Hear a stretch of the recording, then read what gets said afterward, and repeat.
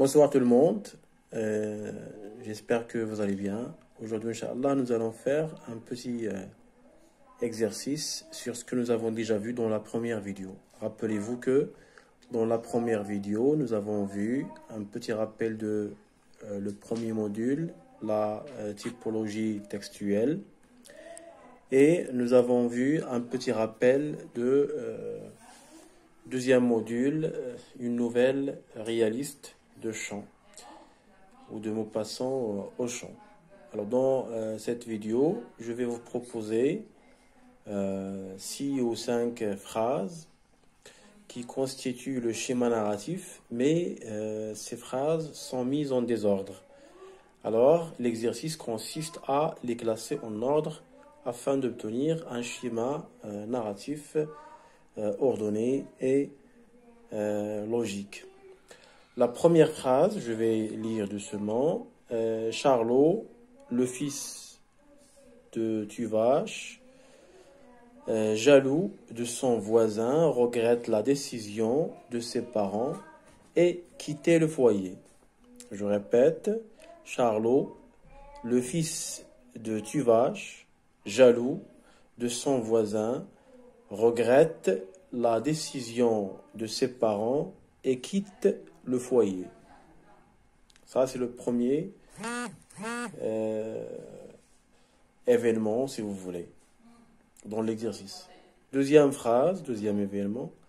Un couple riche, sans enfants, arrive et désire adopter un des enfants. Je répète, un couple riche, sans enfants, arrive et désire adopter un des enfants. Phrase numéro 3. Devenu grand, Jean, le fils adopté, revient chez ses parents. Son allure et son niveau de vie sont bien différents de ceux de ses parents. Je répète, devenu grand, Jean, le fils adopté, revient chez ses parents. Son allure et son niveau de vie sont bien différents de ceux de ses parents. Alors, je vous ai dit jusqu'à maintenant 3 phrases, ça veut dire 3 événements qui ne sont pas classés en ordre. La quatrième phrase, quatrième événement, 2 familles pauvres élèvent leurs enfants ensemble de la même façon. Je répète, 2 familles pauvres élèvent leurs enfants ensemble de la même façon.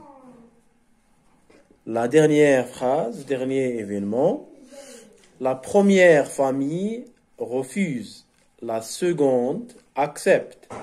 Grâce à l'argent de la famille riche, la seconde famille vit mieux, tandis que la première s'enfonce dans l'indignation et la misère.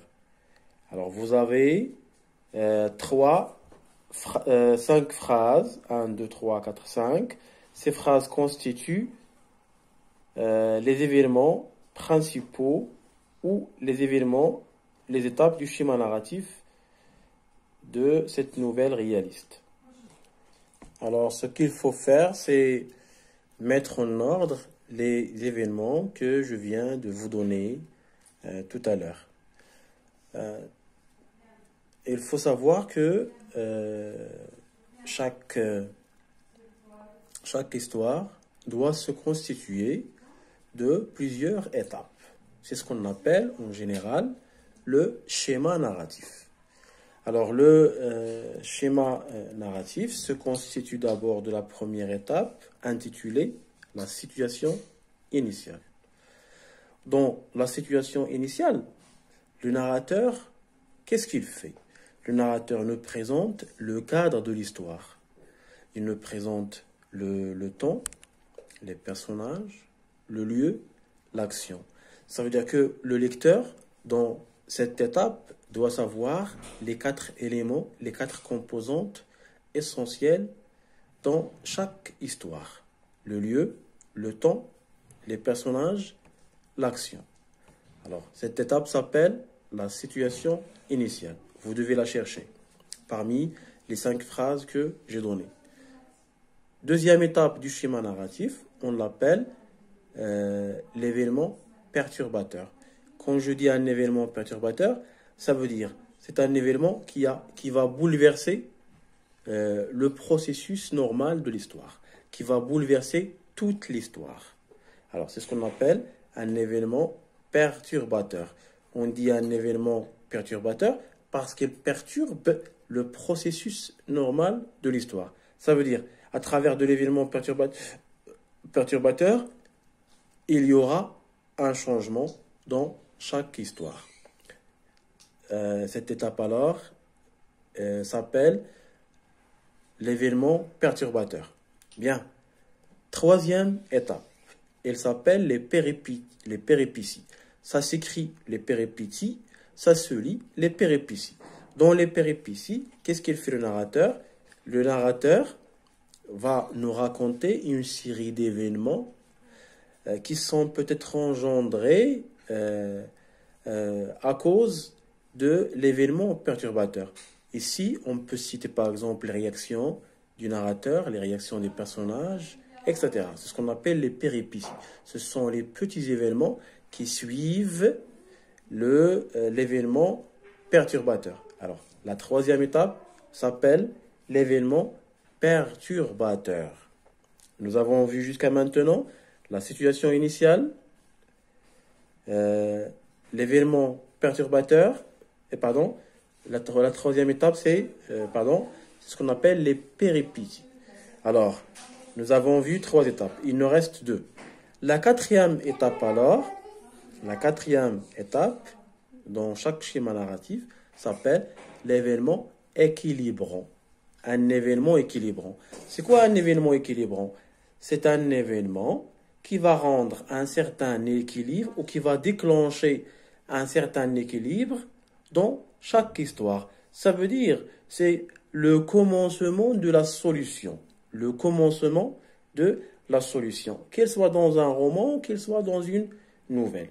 Alors, dans la nouvelle, l'événement qui constitue le commencement de la solution ou qui indique de manière soit implicite, soit explicite la solution, la situation finale, le retour à l'équilibre, alors là, on parle d'un événement équilibrant. C'est ce qu'on appelle la quatrième étape. Reste une seule étape. C'est ce qu'on appelle la situation finale. Revenons en arrière un petit peu. La situation initiale, il n'y a pas de problème. Le narrateur fait juste de représenter les personnages, l'action, le lieu, le temps. Mais dans la situation finale, il n'est pas question de représenter les composantes essentielles d'une histoire. Mais il s'agit alors de conclure, de donner une solution. Alors, la solution est peut-être commencée à partir de, comme je viens de le dire, ce qu'on appelle l'événement perturbateur. Alors, la situation finale, dans cette situation, le narrateur va parler d'une solution. Cette solution, elle peut être heureuse, il peut être malheureuse. Il peut être heureuse, comme le cas par exemple dans cette nouvelle, dans le cas de Jean. Jean est devenu riche parce qu'il a été adopté par les Dubière, mais Charlot, il va reprocher à ses parents, il va les critiquer, et il va les quitter à la fin. Alors cette fin, elle est malheureuse pour Charlot, mais elle est heureuse pour Jean. D'autres histoires, on peut les qualifier de fin tout à fait heureuses. D'autres, on peut les qualifier de fins tout à fait heureuses. Alors, la situation finale, dans la situation finale, le narrateur, qu'est-ce qu'elle essaye de faire? Le narrateur essaye de dire au lecteur, de donner au lecteur une solution. Voilà, jusqu'ici, nous avons fait ensemble un petit rappel, comme dans le live que nous avons déjà eu à travers l'application Zoom. Maintenant, qu'est-ce que vous allez faire? Sur mon WhatsApp, vous allez m'envoyer votre essai. C'est bien? Et comme ça, je vais le corriger, Inch'Allah, à tête reposée. Et nous aurons, Inch'Allah, une deuxième chance de le traiter ensemble. Merci et à la prochaine, Inch'Allah.